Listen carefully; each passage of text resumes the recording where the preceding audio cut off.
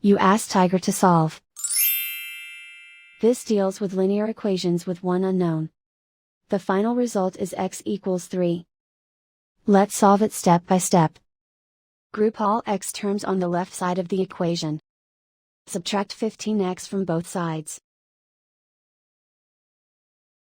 Group like terms.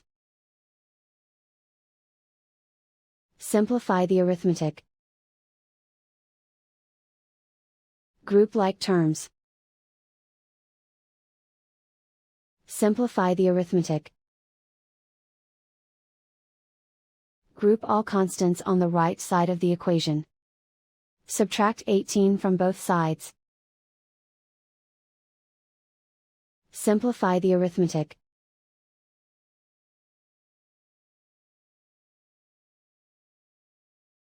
Isolate the x.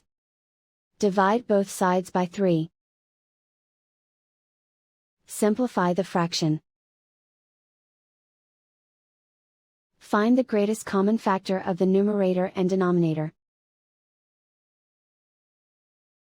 Factor out and cancel the greatest common factor. And so the final result is x equals 3.